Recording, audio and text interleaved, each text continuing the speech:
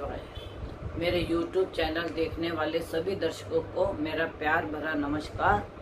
आज मैं आपको बताने के लिए आई हूँ कि जो ग्रहों के नक्षत्र बदल रहे हैं और जो ग्रह राशि परिवर्तन कर रहे हैं उनके बारे में मैं आपको बताने आई हूँ। 5 सितंबर को जो है मंगल जो है वह चला जाएगा कन्या राशि में और शुक्र चला जाएगा तुला राशि में, अपनी ही तुला राशि में।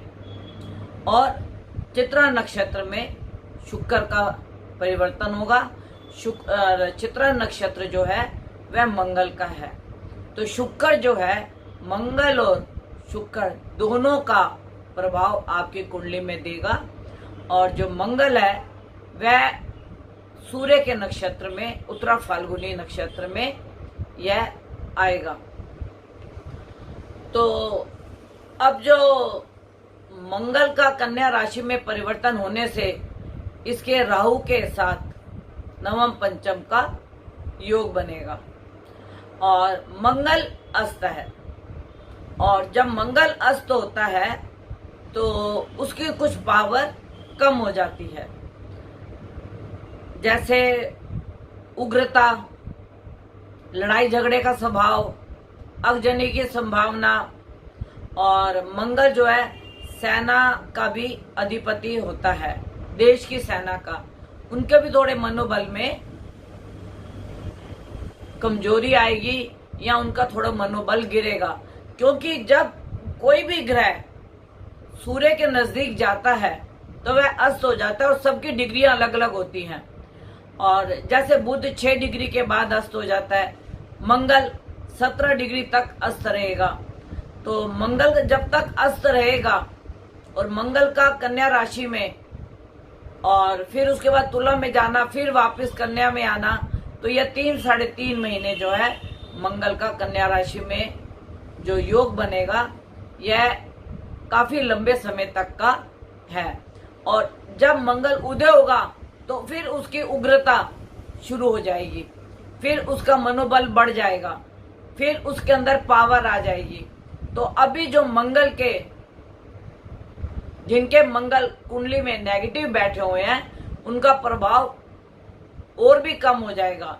और जिनके मंगल अच्छी जगह पे बैठे हैं, जैसे दशम में बैठे हैं, लगन में बैठे हैं, पंचम में बैठे हैं या सप्तम में बैठे हैं, नवम में बैठे हैं, तो तब मंगल का जो अधिक फल देने वाला, अच्छा फल देने वाला था, वह योग थोड़ा कम हो जाएगा, क्योंकि उसका बल ही कम हो गया।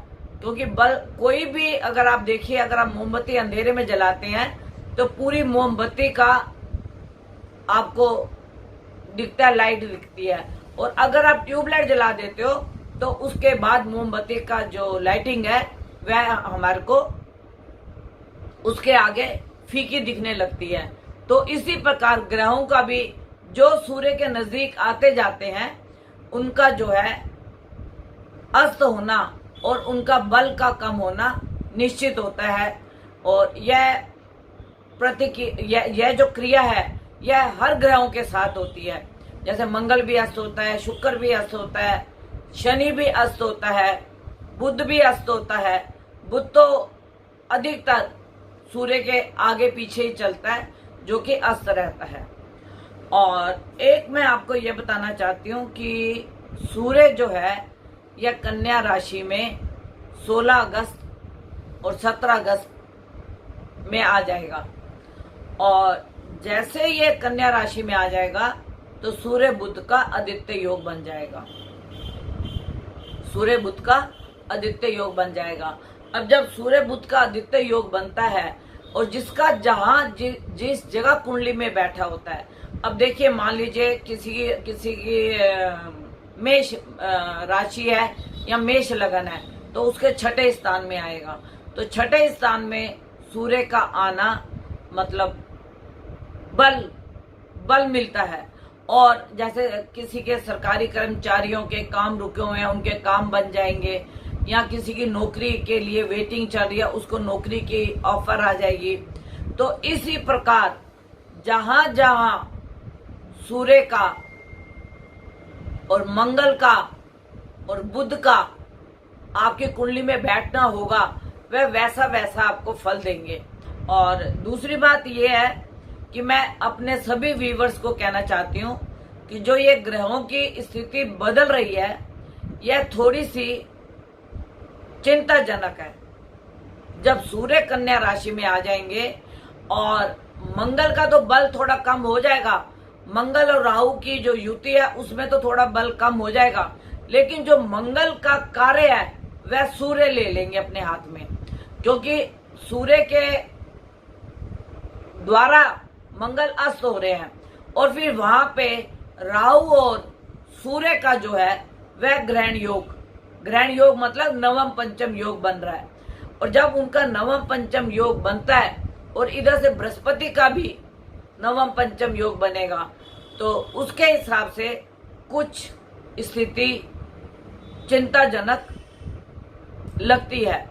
अब पीछे जैसे मैंने जितना भी बोला था कि बादल फटेंगे, तूफान आएंगे और काफी जगह बाढ़ आएगी, तो अभी आपने एक हफ्ता पहले देहरादून में देखा बादल फटे, लोगों के घरों तक कीचड़ चला गया, लोगों के घरों तक कीचड़, पानी, काफी कुछ चला गया और काफी लोगों का नुकसान हुआ। तो मेरा आप सबसे एक ही अनुरोध है कि मैं यह नहीं कहती कि मेरी भविष्यवाणी सत्य हुई, यह तो त्रिदेव हैं और भोले की कृपा है, गणपति की कृपा है कि वह जो भी जीवा पे आके बोलते हैं वह भविष्यवाणी सत्य होती है। लेकिन मैं अभी भी आपको बताऊंगी, जब सूर्य का कन्या राशि में परिवर्तन होगा तो उस समय 16 सितंबर से लेके नवंबर तक का समय जो है आपको ध्यान से चलने वाला है, चिंता का विषय है। और कहीं पे भी उपद्रव करने की कोशिश ना करें और अपने घर के हर सदस्य को आप और मैं, जो भी मेरा YouTube चैनल देख रहा है, मैं हर व्यक्ति से हाथ जोड़ के विनती करूंगी कि किसी उपद्रव में भाग न लें, किसी अगजनी जैसी संभावना जो दिखती है उसको कोई ऐसा रूप ना दें कि आप और आपके परिवार को उसके लिए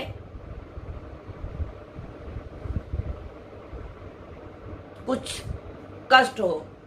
और जो ये ग्रहों की स्थिति बन रही है इसके लिए मैं आपको, क्योंकि राशि के बारे में तो मैं आपको नहीं बताती, क्योंकि हर किसी की राशि अलग है और एक राशि में जो 3 नक्षत्र 3 चरण चलते हैं सबका फल अलग अलग होता है। अब जैसे शुक्र चित्रा नक्षत्र में आएगा तो वह शुक्र का फल भी देगा और मंगल का फल भी देगा, क्योंकि चित्रा नक्षत्र मंगल का है।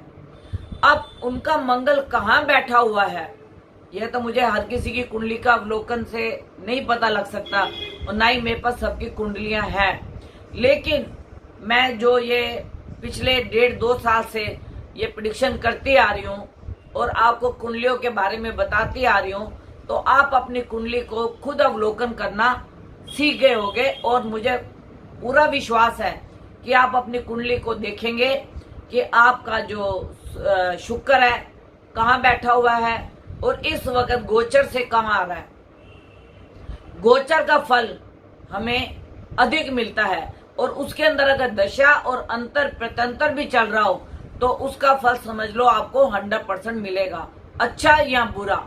और मैं आपको बार बार कहती हूँ कि देखिए हर किसी का अपना एस्ट्रोलॉजर है, आप अपने एस्ट्रोलॉजर को दिखाओ, उससे अनहोने वाली जो घटनाएं हैं उनसे बचो और अगर आपकी कुंडली लाभदायक है तो आप उसका लाभ लीजिए, क्योंकि ऐसा नहीं होता कि हर किसी की कुंडली में ग्रहों का कुछ योग गलत होता है या किसी का बुरा होता है। कईयों की कुंडली में बहुत अच्छे योग होते हैं और इस समय में राजयोग जैसे भी कईयों के योग चल रहे हैं। तो मैं अपने सभी दर्शकों को और अब मेरे जो YouTube चैनल देखने वाले हैं उन्हीं सभी प्रेमियों को मैं यह जरूर बोलूंगी कि आप अपने अपने आचार्य को समय समय पे कुंडली का अवलोकन जरूर कराते रहा करो, क्योंकि देखिए ज्योतिष आपको मार्ग बता सकता है, आपका भाग्य नहीं बदल सकता, भाग्य तो जो आपने लिखवा के आए हो वही आपको मिलेगा, लेकिन जब गोचर से ये हमारे ग्रह चेंज होते हैं तो यह हमें फल अवश्य देते हैं। और अगर हमें इसका अच्छा फल है तो वो हमें उस कार्य में आगे बढ़ना चाहिए और उस कार्य को आगे बढ़ा के हमारे को उसका लाभ लेना चाहिए। और मान लीजिए अगर हमारी कुंडली में कुछ चिंताजनक ग्रह हैं तो हमें उसका अवलोकन करके उसका दान पुण्य कर देना चाहिए, उसके मंत्रों का जाप कर लेना चाहिए। यह हमें ऐसी घटनाओं से, क्योंकि ग्रह जो है हर ग्रह की अपनी अपनी घटना होती है, तो उन ग्रहों से भी हमें उन घटनाओं से भी हमें बचना चाहिए। तो यह तो मैं आप सबको अपने मेरे YouTube चैनल में आप देखते जाइए कि जिस वक्त मैं प्रेडिक्शन कर रही हूँ या जिस वक्त मैं आपको यह बातें बता रही हूँ, आपकी कुंडली के ग्रह कहाँ बैठे हुए हैं, और उसके हिसाब से आपको खुद को मालूम लग जाएगा कि आपके ग्रह कर्म में बैठे हैं, धर्म में बैठे हैं, या लाभ स्थान में बैठे हैं, या वाणी में बैठे हैं। अगर वाणी में किसी के ग्रह बैठे होते हैं, क्रूर ग्रह बैठे होते हैं, तो उसकी वाणी जो होती है थोड़ी कटु हो जाती है। अगर किसी का अष्टम में बैठा होता है तो थोड़े उनको शारीरिक कष्ट हो जाता है। और अगर भाग्य में बैठा होता है तो भाग्य में बढ़ोतरी का उनको योग मिलता है। धन स्थान एकादश में बैठा होता है तो उसको धन का कहीं से भी लाभ हो, उसको लाभ होता है। और वह जो कार्य कर रहा होता है वह उसी में प्रयत्नशील रहे तो वह अच्छा होता है। कभी किसी के संतान पक्ष में बैठा होता है, कभी किसी के बुद्धि में बैठा होता है, और किसी के नौकरी के छठे स्थान में बैठा होता है। तो हर स्थान का अलग अलग प्रभाव होता है। तो मेरा आप सबको यही निवेदन है कि आप महीने में, 2 महीने में, 6 महीने में अपनी कुंडली का अवलोकन कराते रहा करो, जिससे आपको लाभ हो। और अगर हानि होने की संभावना है तो उससे आप बचें। और अगर मेरे से कोई कांटेक्ट करना चाहता है तो 9810930691 और 9999338366 इसके ऊपर आप मेरे से 11 बजे से लेके 4 बजे तक कांटेक्ट कर सकते हैं।